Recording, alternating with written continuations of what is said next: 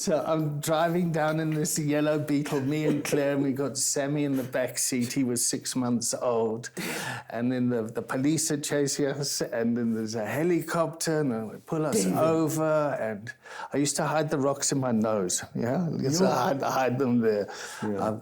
I'm your dad. I did the best I could, but I fell short in many other ways. How did you accept it? Well, I just sat down with him and said, oh, well, Dad, don't worry about it. Let's smoke some heroin together. And I've never met a stupid drug addict. I'm not just a crack and heroin addict. Yes. Yeah? Yes. I'm not just a recovered crack and heroin addict. I'm a professional recovery coach whose lived experience has been integrated in a professional way to improve treatment. Welcome to Choose Life, the podcast. I'm your host, Abna Mariri, author, survivor, and changemaker. Each episode delves into victorious stories over addiction. We bring hope and actionable guidance to those on this journey. Choose transformation with us. Choose victory. Choose life. My guest today embodies the essence of a pioneer and visionary. With a wealth of experience as a master coach, he has dedicated many years to the domains of addiction recovery, wellness, and personal transformation. He is the esteemed founder of Ubuntu Addiction Trust, a non-profit and public benefit organization providing training services in the substance abuse field. Allow me to introduce and to present to you David Collins, a name synonymous with excellence and positive change. It's with immense pleasure and honor to have you, David. Your reputation precedes you. Thank you so much for joining us, man. It's good to catch up with you once again. Thank you. You obviously got a history with addiction. Can you share us your journey with addiction? So I grew up in a home where my father really struggled with alcohol, and it was a violent home. And I said I would never turn out to be like my father. And then I went down the path of drugs, and I always said, well, at least I'm not drinking, because I think alcohol is way worse than any drugs there. And then I ended up becoming a crack and heroin addict, and that was really, that really brought me to my knees. And when I was 30 years old, I woke up in a treatment facility with 2 ex-wives and 3 kids. And my kids were in foster care.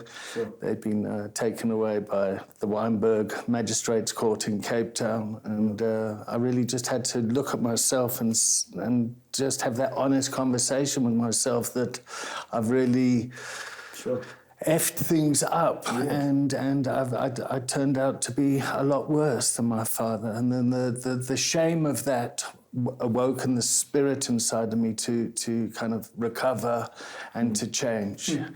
And so the shame of realizing who I'd become motivated me to do whatever it took to change the way I was. Let's back up a little bit. You share about the fact that you come from a home that struggled with alcohol. Are you suggesting that there's a direct correlation between your use and that kind of background? So me growing up in a home, a white middle-class home in Cape Town. My father was a lecturer at UCT. He was an academic, and he was respected because he spoke well. He was educated. But he was a chronic alcoholic, and when he didn't drink, he was fantastic, and when he did drink, he was really difficult to live with. And that plays out in one's childhood. So growing up as a kid, I thought, when I looked at my parents' behavior, I thought what they were doing was the norm. And then one day I suddenly realized at school that my family was different from other people's family, and then the stigma and the shame of what was going on at home embodied me. And so I started to behave in ways to try and hide that shame, to cover it, to just... Did you struggle with alcohol as well? So yes, but that's not really my thing. Yes. You know? I mean, it was really the... it was a gateway. Yeah. It was an intro to... Yeah, and the relationship with alcohol is very different from illicit drugs because it's legal. Yes. Yeah, so it's everywhere. It's everywhere, and so in those days it was dacha, and marijuana, and the message was don't smoke that stuff. The communists are supplying it, and the propaganda that went with it. Yeah, it was madness. And I'm really pleased they've actually legalized marijuana here and decriminalized it because. Why are you pleased? Because it's when something is banned and goes underground, it goes underground. So it doesn't help in stopping it. Yeah. So the war on drugs has failed, The World Health Organization in 2016 have acknowledged that, and the people that have been really being impacted by the war on drugs are communities and families, and it's not really helping the people that it's meant to be helping. So the World Health Organization is taking more of a medical, psychoeducational approach, a harm reduction approach to all drugs, and if you compare addiction to the gambling industry, the gambling industry is regulated now, and the government takes taxes from that, and it has to be allocated to help problem gamblers. So instead of gambling being illegal, it's now legalized. It's created jobs, and there are still problem gamblers, but there's help for them. Yes. And so that approach should be going towards all drugs. Talk about self-destructive behaviors. Obviously, when your drug of choice, you said, was crack and heroin. Which came first? So the heroin came first, but my journey was one of exploration. So I just want to try something once, and then I'm going to, and then when you try something once and it's nice, you want to try it again. And then you want to try again. And you think you have the willpower to control all that stuff, and slowly it creeps up on you. Talk to me about your turning point. You know, there's a guy there looking, watching, who maybe just had a crack pipe, and all of a sudden they see this podcast and say, let me watch a little bit. You had a turning point moment yourself in your using. Sure. What brought about that turning point? My father actually came to me in Hackney in London, and he came to do what's called a step 12. Yeah, he was got involved in Alcoholics Anonymous, and he wanted to quit. Yeah. He had, and he came to kind of carry the message to me as well, and also do a step 9, which is making an amend, and just making, listen, I'm your dad. I did the best I could, but I fell short in many other ways. How did you accept that? Well, I just sat down with him and said, "Oh well, Dad, don't worry about it. Let's smoke some heroin together." and that's why because this is how we learned how to relate to each other. And so that's what we did. But it planted a seed, and a few months later, I went from medical. I was working at a bank in London, and I went from medical, and I just said, "Listen, I got this problem with heroin." Because you become physically addicted to opiates, correct. And then the withdrawal process it's not like an amphetamine. No. It's not like meth or cocaine or something. Anyway, and then I went to my first treatment centre in the UK. And I lasted 2 weeks there, and I got kicked out for smoking dope in the facility. And so you brought in dope in the facility? Well, my Claire, my partner at the time, bought in a pair of jeans, and inside the pocket there was something. So it's not like we smuggled it in, but once I found it, I thought, it's accidental. Yeah. It's, And so that was my first attempt. And then I went to a couple of outpatient programs. And then I went to, I thought the problem is the UK, let me come back to South Africa. Is this where the genesis of the foundation? Well, this was in '94, so I wanted to come back because of the elections, and I wanted to come back and make a difference, and all I really did was come back with a crack and heroin habit. And heroin really wasn't that big in the Cape, and neither was cocaine, but it started to come. So the drugs of choice in those days were Mandrax and Falconol. It was Mandrax. Mandrax was big, But you come back from the UK and you continue with your drug. When was your turning point? So 96. So I spent 3 years in Cape Town trying to sort things out, trying to be a successful drug dealer, because heroin started to arrive, and I thought, okay, well, I know this game, and then the crack arrived. There was that shootout with Pagat and the Hard Livings in London Road, and me and Claire were chased down. You were there, David? Yeah. We had a helicopter chase us. Like the amount of money the police spent on. So I'm driving down in this yellow Beetle, me and Claire, and we got Sammy in the back seat. He was 6 months old, and then the police are chasing us, and then there's a helicopter, and they pull us over. And I used to hide the rocks in my nose. I hide them there, and I laugh about it now, but it's also, if I think about that, like that is a situation that happened. Sure. It's anyway. And then they sounds like a movie. It's and then they search the baby, look in the baby's nappy. Yeah. They take Claire into the police station. She gets a internal search, and you just got to kind of think like, what are we doing to people? Yeah, correct. How did they impact the police? Yeah. The amount of money for a helicopter, the man hours, the criminal, it's insane. Because it's not only the helicopter, it's on the ground as well. Yeah, it's all over and then it's her family, and then it's my family, and it's society, the nursery school where we drop the kids off. They kind of, watch that guy, Looney Tunes. But it was completely bonkers. So Claire eventually divorced you? No, well, Claire went into rehab. So the setup is often if only she wasn't with him. Yep. Yeah, the bad element. Yeah, he's the bad guy. It was his. If only she wasn't with him. And she went into rehab, and the kids were taken away.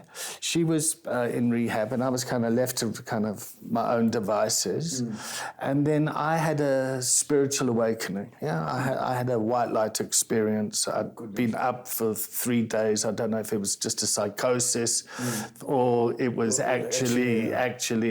But whatever it was, it changed me. Yeah, it was like I just felt grace come over me, for want of a better word, and I started crying. It was 3 a.m, and I just knew that everything was going to be all right.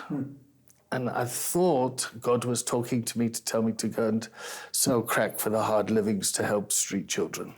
So I was very confused, very confused. But that experience started to shift my spirit. So when people enter into recovery, there's often a spiritual change that needs to happen first. And I'm not talking about religion. I'm just talking about a change of a spirit. There's like something inside you kind of goes, I can't go on like this. Something's got to give. And then I went into rehab for the 4th time, and nobody thought I was going to change. They said, we've heard it all, we've heard it this and we've this. Seen everyone, this is another movie playing through. And then people started to notice I was changing, and then that impacted the system as well. So what happened with my relationship with Claire is she ran off with my friend who was still using, because actually she didn't know how to relate to who's this clean, squeaky guy now. Yeah, and that's a real relationship dynamic. But she'd been to rehab. Yeah, but that's yeah. We can go 5 times, 6 times. Yeah. That's it's neither here nor there. Anyway, I stayed the path, and I really wanted my kids to come out of foster care, but I had no job or anything to look after them. And she went back to using, and then 6 months later, she threw in the towel as well. Yeah, and our one son came back after a month just because he was really not coping well. He lost a lot of weight and all that. And then Sammy came back about 9 months later. But I left Cape Town and came to Joburg because it was too much there and I wanted to start again. So I came to Joburg and then I started washing dishes at a place called the Drum Cafe in Greenside. In Greenside. And Drum Cafe. Yeah. And I was into IT, and then I got a job at the stock exchange. Oh my goodness. Fixing the computers. From kitchen to the computers. Yeah, but I mean, I'd had my work in London before. So I mean, one thing about an addict personality, is it's very entrepreneurial. No, incredibly entrepreneurial. And always wants to make a plan and do things, and it's got a very curious mind. Yeah, true. And I've never met a stupid drug addict. Yeah, in fact, it's the opposite. They're often very clever, and it's the torment of the intellect that drives people to have a chemical holiday. How did all of this lead to coaching, recovery coaching? So I became what's known as a 12-step Nazi. Yeah, 12-step Nazi. Yeah, I was like, this is what worked for me. It's the only way, and like, this is what you got to do. And it worked for me, and it must work for you. Yeah, it must work for you, and started the foundation. It was called Sharp at the time. Yeah, Sharp. Is there acronym to Sharp? Yeah, that was Self-Help Addiction Recovery Program. Yeah. And we stole the name from a place that I went to in London called Sharp. But anyway, so I started this facility, and it was a Minnesota model, which is basically where you take 12-step, a 12-step program and stick it in a professionalized environment. And it took us 7 years to get registered with the Department of Health and Department of Social Development and 7 years. Town planning and all that stuff. Bureaucracy really holds this country back. But anyway, being defiant and the self-will says, well, we're doing it anyway. So 7 years you get your license. Well, yeah, we got our license. We're licensed for 24 beds. We can provide detox, medical detox, and psychosocial education for 21 days. For 21 days, yeah. And but I started, something in my spirit started to niggle at me again, because I would see families that were desperate. They'd bring their loved ones to treatment. They'd throw money to get their loved one well, but the loved one didn't want treatment. And the treatment approach was, well, let's beat this person with a stick of denial, tell them how bad they are and all this. And it just felt abusive and wrong. And I was working at JP Morgan at the time, and I'd done some men's work, and on the men's work, I met some life coaches. And I said, what's a life coach? And they said, a life coach is someone who sits down and helps someone with their life, talks to them. And I said, well, I do that all the time. I want to be a life coach. How much do you charge? And they said 1,500 Rand an hour. And I said, I want that job. You're already doing it. So I went and got some training. So I went and I spent... You've got some water there. 100,000 Rand on an American Coactive Training Institute. 100K? Yeah. What did the program offer? But basically they offered coaching, and it was ICF accredited, International Coaching Federation. It was very Americanized Centric. package. That's the... And But while I was on this coaching training, I thought this would be really good for our clients at the clinic. And then I Googled recovery coaching, and there was a guy called in Chicago, his name's William White. William White. Okay. And he's been researching mutual aid groups, fellowships, all sorts of things. And he spoke about recovery coaching and peer recovery specialists and a whole lot of roles that are needed. And I thought, I'm gonna pursue this recovery coaching thing. And we started to change the ethos of the clinic. So we started to move to a biopsychosocial model. Okay. And the biopsychosocial model is addresses the biology of the individual. So you need your biology fixed up. The psychoeducation side of it. So you need to be educated about feelings and trauma and all this sort of stuff. And then the social element is the environment that you find yourself in, so you can socialize and practice the tools that you've been learning. So the therapeutic environment at the clinic is what helps people get well. Yeah, so you'll come into the clinic and you'll relate with the other patients there, and you'll start to interact, and you'll learn stuff that'll start you on your journey of recovery.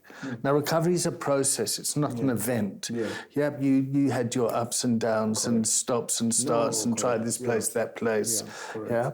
And we measure success in the way that we follow our client through the process.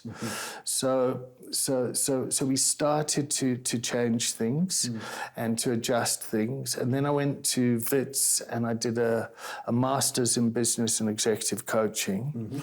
And then I thought, well, why don't I do my thesis on the theory and practice of recovery coaching? And there was no kind of theory around it. There's very little history. There's not much written about it. So the research methodology that I used was something called action research, which basically means you make it up as you go along. You try something, you make a mistake, you adjust. You basically are pioneer in the field. And from that, I also then learned how universities are structured and academia and that kind of Babylon system there just really doesn't create an environment to help a traumatized nation. So how can we create a training that is going to be suitable for the African context, where we've got 11 different languages here, 12 if you want to include sign language, and how can you get recovery out there to the masses? So the training that I've put together has addresses that problem. And it's about empowering individuals to meet individuals where they're at and to take a bottom-up approach. So instead of being the kind of, the whitey that goes into a township and says, this is what you need to do to stop taking drugs, it's more like, okay, what needs to happen here so that we can create recovery capital so that people, if they want to change their life, there are resources available for them. And I really, like our slogan now is we've got an African solution for a global problem. And we've taken this kind of philosophy to the UK, to Australia. I mean, it really blew my mind. I was working with the police crime commission. They put money up for us to train community peer mentors. And community peer mentors are people from the community to come in to help reduce the impact of substance abuse on the police and on the National Health Services. So I'm there working with the police, and the police are trying to be compassionate and trying to kind of love these drug addicts. And in my head, I'm thinking, shit, this is a bit of this is a bit like the TRC. It's like there's me working with the enemy, but it's been wonderful healing work. Our conversation will continue shortly. As you watch our podcast today, you may be facing challenges with one or other form of addiction, or know someone who actually is. Trust me, I've been there. and I want to help you. Visit abna.africa to download a complimentary workbook designed to support your journey toward overcoming addiction. This workbook, filled with exercises and activities, has helped me and countless others to stay clean. It's absolutely free of charge at abna.africa. Start your path to recovery now. Let's conquer addiction together. And remember to log on to abna.africa. So obviously the Foundation Clinic goes through a transformation in terms of what you offer from a rigidity, structured Nazi type 12-step to more different. So I want to hear what those approaches are at the Foundation Clinic that you offer. And by the way, you changed the name from SHARP to Foundation Clinic. Yeah, we changed it to the Foundation Clinic, and mainly I wanted to move away from my name. Oh. Yeah, it's. So what do you mean? Your name associated with? Yeah. Like the Foundation Clinic must survive, regardless of whether I'm there or not. Yeah, wow, that's profound. And also it's a multidisciplinary team. Yes. Yeah, so you have doctors, psychiatrists, psychologists, social workers, counselors, coaches, nurses. Yeah, and you need a multidisciplinary team. To support the biopsychosocial model. For sure. And the biopsychosocial model is a form of treatment that works best around the world. And what you... What are the components of it, if you can unpack it for us? Well, you have a multidisciplinary team. And the idea is you get everyone on the same page as to what recovery is. And so if somebody relapses, there's a way that person can be treated with kind of love, care, and compassion, and understood it's part of a process, as opposed to, he's failed, it's useless. Because that's what we know. Beginning. Send him back to the beginning, So you use it as part of his recovery thing. So really, I mean, it's the stigma that needs to be dealt with. And a lot of medical professionals don't want to work with people with substance use disorder because of the antisocial component that goes with it and the chaos that goes with it. And we're difficult people. Yeah, correct. We're stubborn. Stubborn. We know it all. Stubborn, arrogant, filled with pride, conceited. All that stuff. But at the Foundation Clinic, what are the programs that you offer? First of all, it's a process, It's a process, and it starts with an assessment, And because we're a public benefit organisation, and we're not driven by profits, the places that are driven by profit, if I come to you and say I've got a problem, you're going to want to maximise the financial gain out.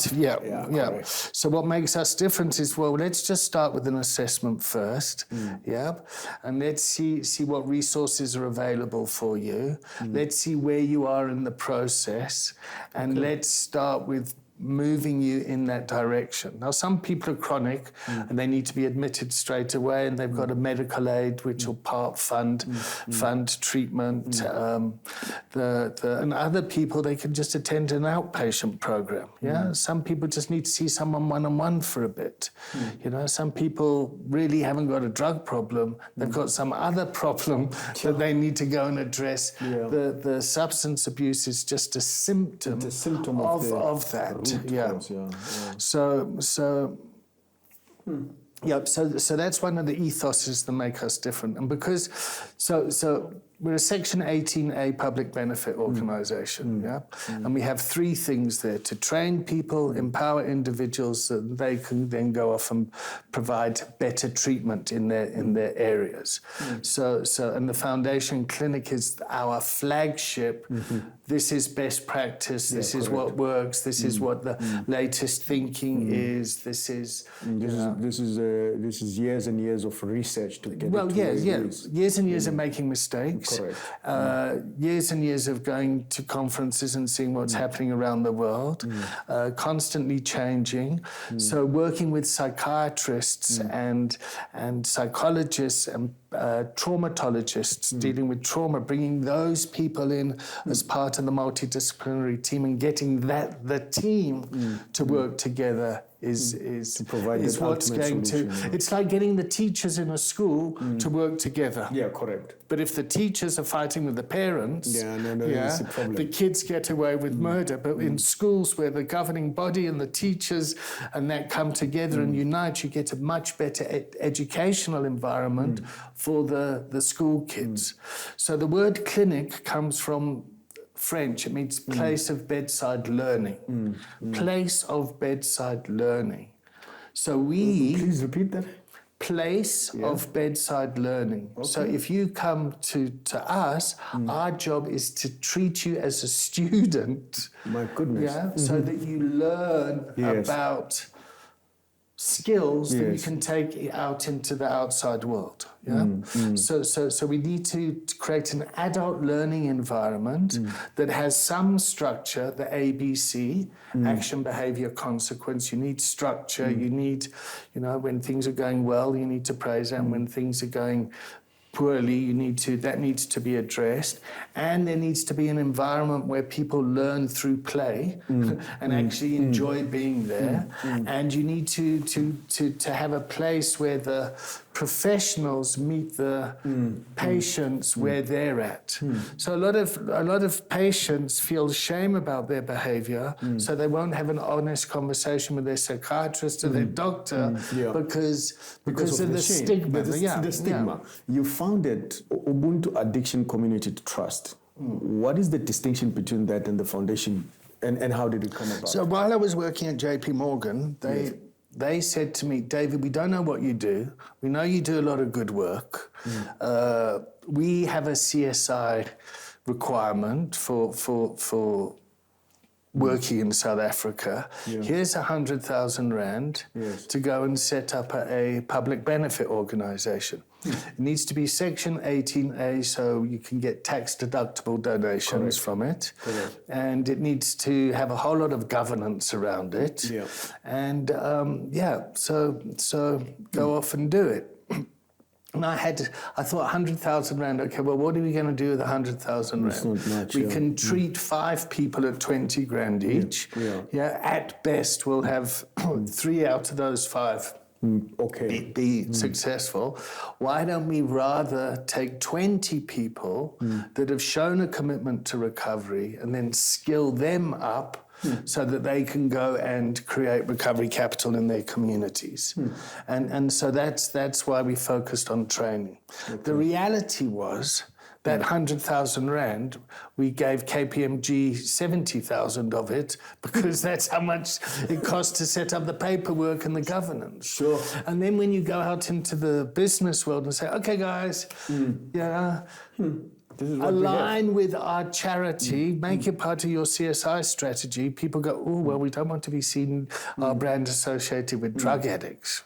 We'd rather, Cotlands or cancer or something else. It's like drug addicts, that's not very sexy. Yeah, it's not. The concept of recovery capital, I hear you talk about it. What is it, and can you unpack it, David? Okay, so recovery capital is... First of all, the term is, capital is it's like resources. So recovery resources. And then you get internal recovery capital and external recovery capital. So internally, you might want to change. You might wake up one day and say, I want to stop this behavior, I want to change my life, and you wake up and you want to change. But the environment that you're living in, there are no resources to help you change. So for you to survive and to provide for your family, you're having to sell drugs, and because there's no external resources. So when you're engaging with someone, you need to see where's their willingness, and if they have got the willingness, what's available to them post-treatment. Yeah. So in the UK, for example, there's lots of recovery capital. They've got housing. They've got free medical. They've got The list is long. The list is long. Groceries for free. All that sort of stuff. But a lot of people don't have the internal spirit for that, the internal recovery capital. And this one charity I've been working with, Recovery Connections in Middlesbrough for the past 7 years. They took a different approach because you'd have statutory services arguing amongst themselves. So you can only get help once you're clean. Yeah. Okay. Well, I can't get clean because I've got no housing. I've got no. So what they started to do is to start to meet people where they're at, and to start like, okay, you're using drugs, that's fine, but you're homeless. Let's get you into a place. So you can carry on using drugs, that's fine, but we'll provide housing and we'll and then what happens is they would walk along with the person, and the person would then say, well, you know what? I want to change now, and they've got a base from which to function from. So there's the CHIME model. Well, okay. Which model? The CHIME model. The CHIME model. CHIME model. It's developed by Professor David Best, Leeds University, and he talks about that. What the CHIME model is to get people to want to change. So there's connectedness. Yes. Hope, identity, meaning, and empowerment. So somebody that's homeless, that's been using, that then moves into a recovery community. You can start to connect and build stories, and this platform will be part of getting people connected. And you can hear other stories of people who were where you at, and who that progressed. Would be the hope. That's the hope. So if that bloody Abner can sort his life out, then I can too. And he sounds like he was worse off than me. Okay, so that instills hope. Okay, identity. I can relate to this. I can identify. I can identify. These are my people. I belong here. They know me. Meaning. Yes. Okay, this gives me meaning and purpose in my life. That's brilliant. And then empowerment. Okay, now I've got this, how can I get some skills around that? So what they're doing in the UK is they're taking lived experience. So somebody with lived experience gets trained up and takes their lived experience to professionalize it. So I'm not just a crack and heroin addict. I'm not just a recovered crack and heroin addict. I'm a professional recovery coach whose lived experience has been integrated in a professional way to improve treatment outcomes. Because I might not relate to the psychiatrist, but if I can build, if I can work with my coach to help me build rapport with my psychiatrist, it's going to be a better system. Correct. Does that make sense? It makes absolute sense. Absolutely. It actually is profound for me, just in terms of how you've explained it. Ubuntu, where does that come from? Is it from a context? So my definition of Ubuntu and what we do at the clinic is that we leave no man, woman, or child behind. Leave no man, woman, or child behind. We've got everyone's impacted by this. We've all got to kind of work this out together.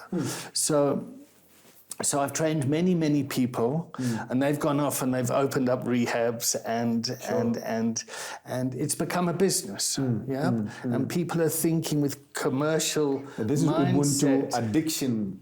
And so what we have to do as a public benefit is just think, well, is this benefiting everyone? Is this part of? And it's hard for me to unlearn it. Unlearn my kind of white westernized thinking. No, it's very difficult. But because I mean the war on drugs was started by mainly white Republican men in the States around the 30s. And that agenda has been spread across the world. So it's like unpacking that stigma of it all. This is profound, David. And just in terms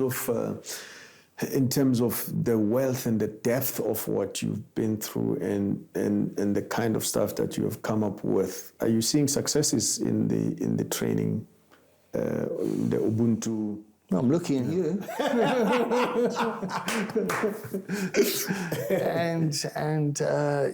I mean, I'm filled with hope. Yes. Some days it's lonely. Pioneering you can receive a lot of criticism for that. COVID really helped us because we're using technology to reach more people, and so the Pocket Rehab, which was an app we had that we want to take the concept of a clinic to somebody's bedside. Bedside, everyone's got a bed at home. We can take a clinic to someone's home, which would reduce costs and everything. So using tech to work around those things, educating people to become professionals. The tragedy of Life Isidameni was something that really woke me up and said, shit, we got to do something here. So then it's like, how do you build capacity? So we got the tech to do it, then we just need to build the capacity, and once you've created the workforce, how do you keep that workforce sustainable, and then to try and get money. So we can create jobs, but how do we get people to pay for those jobs, get paid for those jobs? And these are the sort of the challenges, because the research shows that when you use a coach or somebody with lived experience to come in to improve treatment outcomes, you reduce the cost on the medical system and on the judicial system. And on the judicial system a lot. So, recovery coaching, David, the actual training. Can you unpack that? How is it designed? What do you offer? So we've broken it up into 5 modules, And the first module is the conversation. The conversation. How do you have a coaching conversation? And we use the symbol of headphones. So, and the reason that we do that is we want somebody to be able to draw in the sand and to have a classroom and to talk about a symbol. So we use headphones to symbolize listening. So as a coach, how do I listen to you? So the problem in the world is not the person telling the story. The problem in the world is the person listening to the story. So for you to sit there and to hear my story and to create the environment and hold me in a space of wellness that I can come up with a solution to my problems and you can signpost me to various areas, that is the first part. The second part is glasses. Glasses. Normal glasses. Normal glasses. So it's like that. Can you see where the person is going? Am I moving towards premature death or am I moving towards high well-being? Is my using going to harm reduction? Towards complete abstinence, or is it escalating? So when you're working with kids, with children, children as growing up, they go and take drugs because it's part of growing up. It's part of them breaking away from their parents, and the parents will go, oh my God, my son's smoking dacha. Oh, he needs rehab, and the family, and the kids just experimenting, as opposed to some 35-year-old who's sitting in his room smoking weed all day and playing PlayStation, so you got to kind of be able to see where this person's at. The third one is the system. So you've got to start to understand when you go in and you use coaching within a system, how does the system change?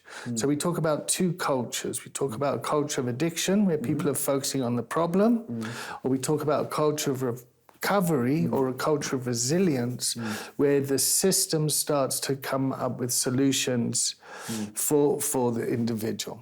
Then we have the 4Q leadership model. This is the fourth. So it's like 4Q to 4Q. leadership. Oh, 4Q to leadership. There's some, because leadership's often command, control, tell. We're not doing that. There's IQ, so you need technical abilities. There's EQ, emotional abilities. SQ, spiritual intelligence. You've got to do things for the right reason. So and so ethics and doing things, you need to you're dealing with desperate families that are in crisis, that don't know what's going on, and they will do anything, and there's some unscrupulous, there's a lot of, there's some dodgy places out there, And then the fourth leadership skill is political intelligence. You need to be able to build relationships with people. So for me, going to build relationships with the police that used to be the perpetrator for me, I had to kind of work on stuff, and just to see the humanness and the genuineness in the police just really want to they want to. They're tired of the drama coming to the station, and then the final one is creating containers, creating groups. The final is creating a container. So those are the skills we want to pass on to someone. So we're taking this to Cricket SA. Cricket SA. Cricket SA. Now, Cricket SA have got the Hub program. Yeah, the Hub. Yeah, I know the Hub. And the Hub program works with children from 6 years old, going right up to national level. Yes. They've got 70 hubs around the country. Yeah. And they know how to coach cricket. Yeah, they do. We've partnered with them where we're training the coaches in recovery coaching so they can sit down and provide some kind of mental first aid to the kids and the families that are coming to the cricket program. That's brilliant. So there we're coaching the coaches so that they can use cricket as a medium to help with mental health and stigma that is impacting. Man, this is beautiful because, I commend Cricket SA because they brought me in to train their coaches maybe 7 years ago. Oh, wow. Across the country, Wow. Because they interface. I went to a conference, I think in Neisner.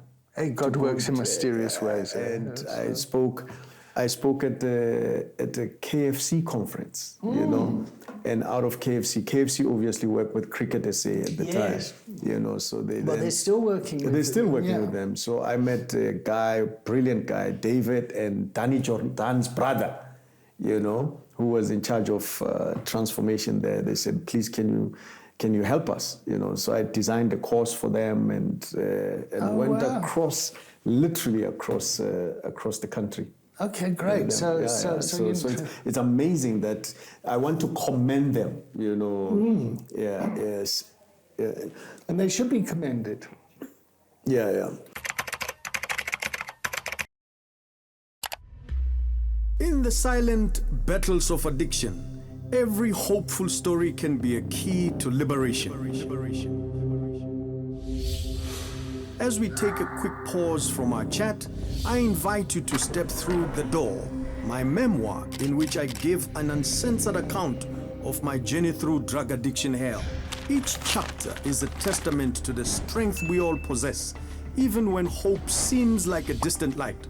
From the gripping darkness of substance abuse to the uplifting journey towards clarity, my story is laid bare, raw, and real. Whether you are touched by addiction or walk alongside someone who is, your journey to hope can start today. It's available now as an ebook, audiobook, and paperback on TalksTV.Africa. Unlock the narrative that could redefine your understanding of addiction and recovery. Get my book, The Door, by logging into TalksTV.Africa today. Choose the key that fits your lock. Choose life. So, but I know that you also have online training formats. Yes. How do they? Well, what we're doing with Cricket SA is we're doing a 4-day intensive, with 30 coaches in a room. Yes. And then we follow up with 10 weeks, the systemic wellness practitioner training. And so you then partner with them and use the training to help develop the organization. And then we have monthly supervision with them going forward. That's similar to what we did with the police, with the community peer mentors. The police went and selected 20 volunteers from the community, bring them in, we work with them, and then because a lot of people, they'll go and do a training. Yes. And then they'll go back to the toxic environment. And then the toxic environment doesn't pollutes that. Pollutes it. So we're trying to do the training and then work with them to integrate the training into context. the environment. Okay. So you take them by hand to that environment. And so instead of our training being rigid and structured, which people like, but they're not very effective.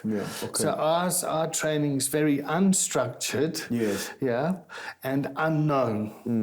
Unstructured and unknown. Unstructured and unknown. But there's some structure in it. There's a slight framework. There's a framework, But over time, you educate and you learn and you move to a structured environment, and then you can take that forward. And so it's presented online. So we present online, we present in person. There's people can do the training for free just by watching videos to get an idea of it. And where we're going with this is we're going to be going to create the licensed recovery coach. So our training's SACO accredited here in South Africa. Oh, SACO accredited. But in the Netherlands, we're ISO 17024 compliant, which is International Standard of Operations. Sure. So you're global, David. Well, the training is, and the bureaucracy to put all this together is, it's a pain in the ass. And I'm dyslexic, so that adds to this. So it's accredited training. There's to a global standard. In Australia, we're training a whole lot of doctors and nurses and farmers from the outback. From the outback. These real kind of Aussie farmers. So you have a team. Truth, mate. Want to sit down and talk about our feelings? You use locals, or you take a team from here. Well, you can take a team there. A core team. But we want to create locals. We want to. For sure. And part of what you do is obviously to train recovery coaches and to help them become successful. Run their own businesses. And anyone can become a recovery coach. You don't have to have had a drug problem. Okay. You can, everyone gets impacted by substance abuse. No, for sure. Family members. It doesn't have to be. And recovery is about what is it that you're getting back? What is you could apply recovery coaching to somebody who's just retired. This is brilliant. I'm fascinated by recovery coaching. Good. And I'm fascinated by what you do. Thank you. And the training that you offer. And the fact that you not only offer training, you actually follow them through professionally to support them to make sure that they're successful. How you do that, David? Passion. Yeah, I guess I love what I do. So if I get training from you, I get trained today by Ubuntu Addiction Community Trust or your coaching division, and I get certified, and I go and start something. What services do you render to me once I've started? Are there services that you render to me once I've started my professional outfit of So we've had over 1,700 people come and do the training. 1,700? Yeah. Over what period? For the last, 10 years? 5 years? Well, this is when we started capturing it on our private social media platform. I see. Because to get accredited, you got to kind of who's the student, what's the coursework, how they're completing it. So you need to be able to track the student. You can't just. And there are lots of places out there you can do a weekend training. They give you a certificate, and then people go out. So of those 1,700, about 225 have become certified. Yep. So say 10-15%. Of those, about 25 can become facilitators. Now, lots of people come for training, thinking that they're going to get work and do things, but actually, once you kind of realize, no, this isn't actually for me. And people are desperate for jobs. For sure. And they'll do anything. And they'll do anything. The challenge we have now is to get people to pay for the service. To create a marketplace that people want to make use of this service. Because I mean, basically, we're creating a new skill set for this new kind of economy, which is needed, by the way. So we have community peer mentors, volunteers. They then become recovery coaches, peer recovery specialists. Then you can become a professional recovery coach. Then you can become a systemic wellness practitioner, and then a case manager. A case manager. So what is a case manager? Well, a case manager manages the case of a particular client. So if I was your case manager, I'd want to make sure that you're seeing a psychiatrist, a psychologist. I want to see how your family's doing. I want to speak to your HR department to see what support you need as a leader. You've gone off into hospital. How are we going to manage you coming back, going back into your role? How do we take things going forward? It's addiction is chaotic. It's very chaotic. And you've got to kind of go in there and take an environment that's in crisis, chaos, and conflict, and kind of move it towards. So that's what a case manager will do. Got you. And then systematic wellness recovery coach? So a systemic wellness practitioner doesn't have to have any addiction experience, but they need to understand the relationships people have within organizations or families. If you can get the system to operate in a well way, it's good for business. So coming in here this morning, seeing how I was greeted, seeing how everyone's interacting with each other, there's a nice vibe here. There's a nice culture. There's a nice, that is well. And you want to kind of maintain that. And because organizations and people go up and down all the time. So like, I hate it when I go into an organization like a bank and they've got on the walls like, people care, or you come first, and then you've got the bank teller there that's going that doesn't exist. There's no unity. So systemic wellness practitioners would go in there and to try and look at the challenges. Your schools program, David. So schools program is working with the kids, working with the teachers, and working with the parents. And the work with the... There's a problem in schools, eh? Yeah. Well, the problem in the schools is the teachers and the parents don't listen to the kids. So the school will say, well, come and talk to our kids and tell them not to take drugs. Drugs are bad. And you'll get some bloke come in there that's kind of old and tired like me and like you. Me and you. I'm gonna say, children, don't do drugs. And they look at you like, they go like, you've no idea. But if you go in there and you create a container, you sit them down, you check in, and you say, all right, kids, your parents want us and the school wants us to talk to you about drug addiction. But what do you want to talk about? And then they talk about things like, well, we want to know why teachers are having sex with us. We want to talk about gangsterism. I want to talk about the violence at home.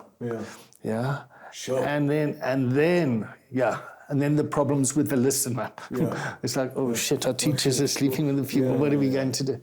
I mean, one of the schools we were working at, Fatima Marida in West Dean, one of the challenges is there was one of the fathers who was a gang member got shot on the school playground while his kids were in the school, you know, and then to go in there and to try and debrief the pupils and the teachers. It's like, I mean, that's a complex issue. It is, or the trauma, the anger. And all you got to do is just go and listen. Yeah. You got to listen to the frustration and the anger. And I went to a school in Benoni, invited by the Department of Education. So they said, come and speak about drugs. So I get there. I said, okay, I like to be early. So I get there early. Kids are in assembly, but there's a lot of police. So they've done a raid and caught some kids with cocaine and stuff like that who were selling drugs on the premise. And our program was following after assembly. About an hour later, our program starts with the Department of Education.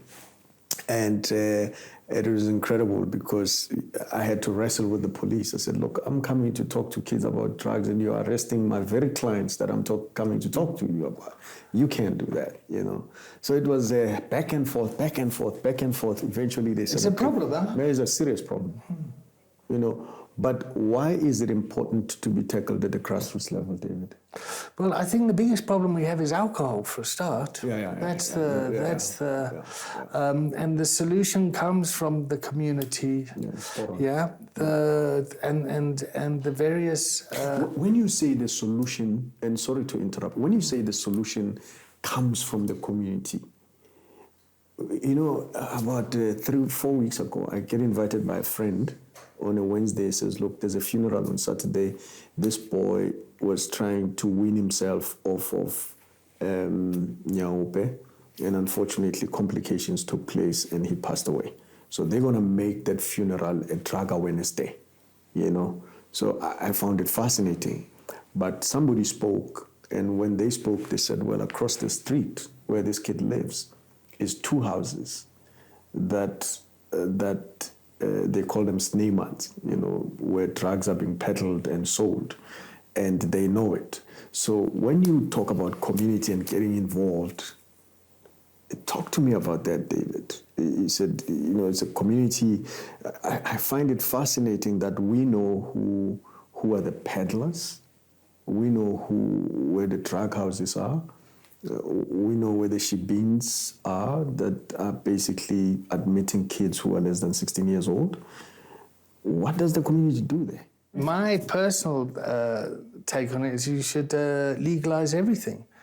You should decriminalize and regulate substances and have kind of safe areas for people to use. So you mean decriminalize everything, like coke, crack, meth? Everything. And how would that help? Can you unpack that, David? Well, how would it help? Well, first of all, you're regulating it. The money and the taxes goes to the government as opposed to criminal behavior. You're not going to stop people from taking drugs. As soon as you tell someone not to do something, they straight away want to do it. It's a real moral lens to say, well, you can drink alcohol, that's fine, but you can't do that. That's bad. That's just hypocrisy. The amount of people that die on the roads from drunken driving and things like that way exceeds people dying from drug abuse. Our infrastructure's being dismantled daily for people to go and score, and stealing copper wires, things like that. It's in line with what the World Health Organization is saying we should be doing. And as a society, we need to change our thinking around this. You know, the majority of people that are incarcerated in the States because of drug laws, black men. It's completely skewed. I mean, it's not like I'm saying anything new. Portugal decriminalized drugs back in 2000 because of the HIV crisis, and is flourishing. So instead of putting people in jail, you put them in hospital. And then you treat them and educate them. But there's a real conservative lens that is ingrained. You must punish them. Must punish people. And it's not actually that great taking drugs. It's not like, if you've got a good life, you don't actually want to do that. Day in, day out. Day in, day out. Hustle. And the bustle. David, you know... watching over your shoulder all the time. Who's watching? You've got a program, you know. I used in the boardroom. I used in my office. You know, I used as an executive, you know, as a board member. I went into board meetings high on drugs. I never heard of a program designed specifically for executives. Can you speak to that? So the Executive Recovery Coaching Program is going to meet someone where they're at. Yes. Yep, and someone at your level in boardroom, you're not going to be having the same consequences as somebody who's on the street running around. Yes. Yeah. But the loneliness and the impact that it's having on you. Also, the board members and the organization are going to be in a pickle because they're going to think, oh shit, what if this goes out to the public, to shareholders or whatever that, you know.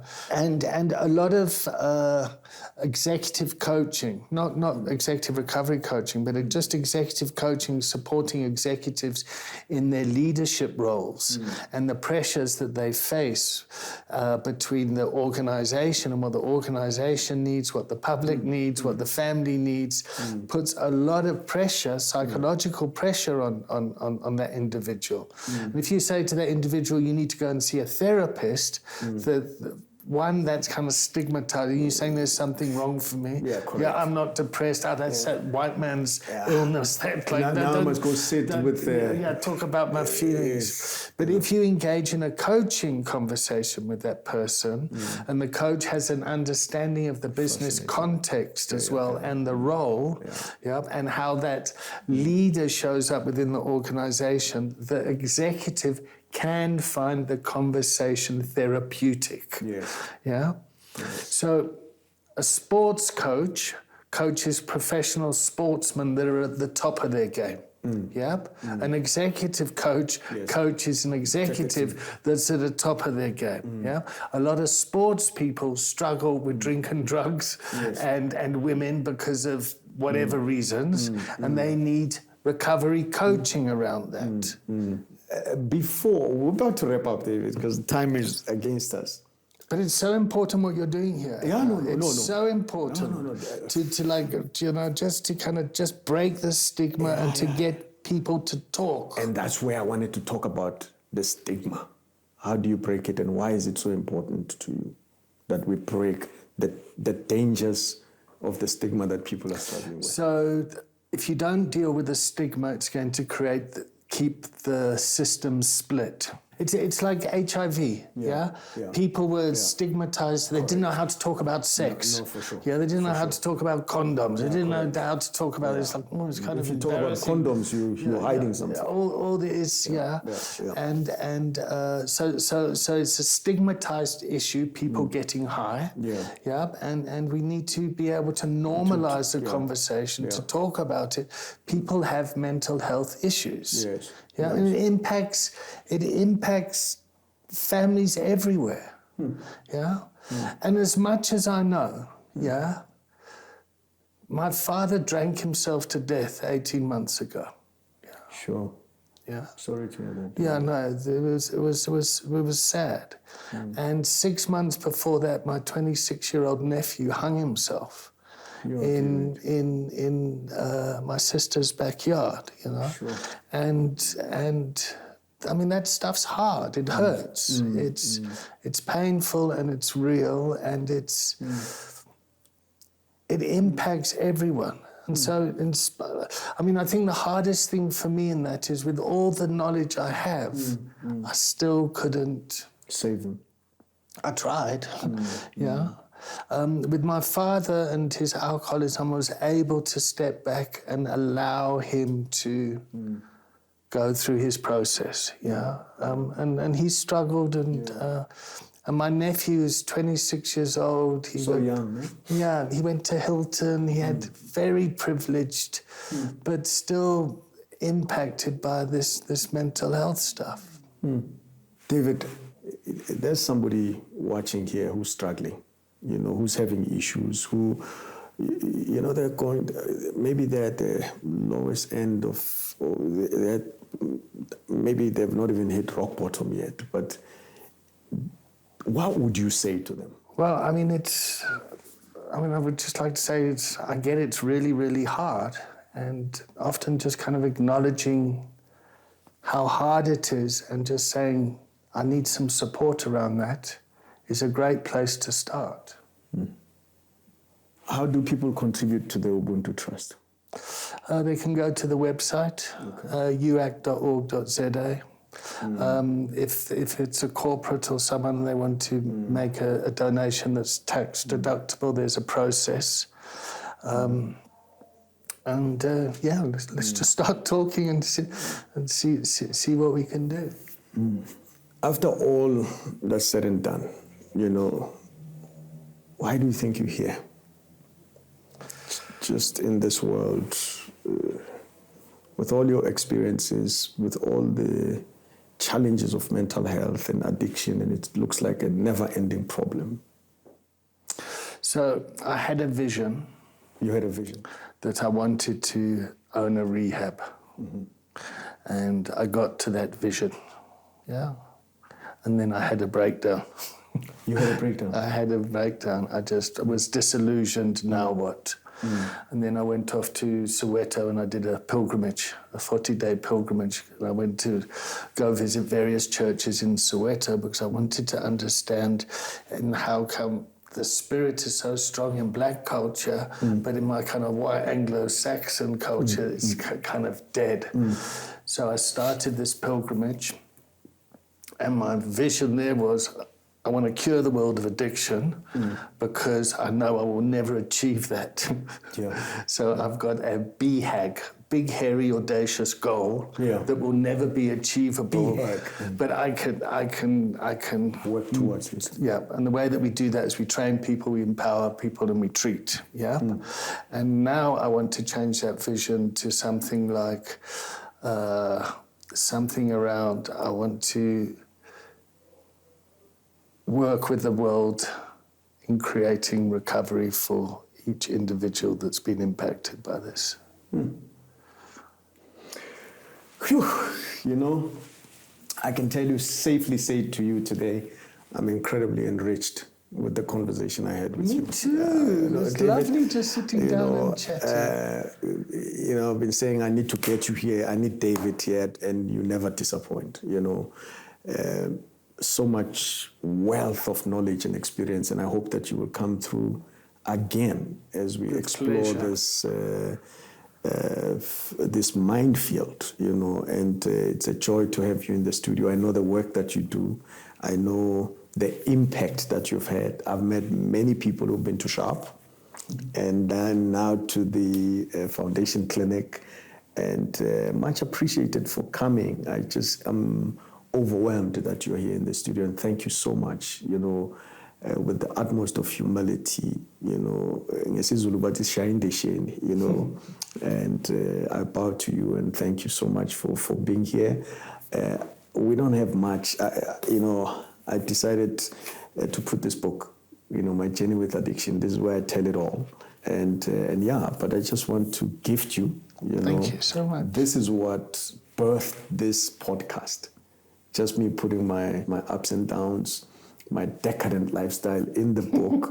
And I decided, let me put it here. And somebody picked it up and said, let's do a podcast. And that's why we're here. And I think that it will impact. So just want to gift you with that and say thank you. Thank you. And thank you to your team and everyone here.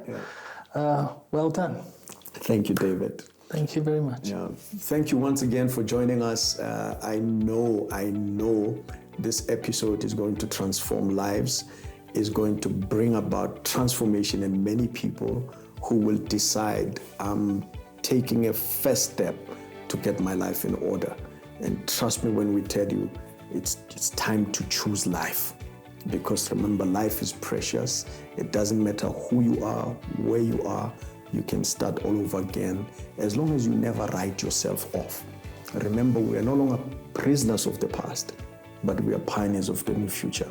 So find your feet, choose life. Until next week, your host Abner Mariri says goodbye, we love you, and thank you so much.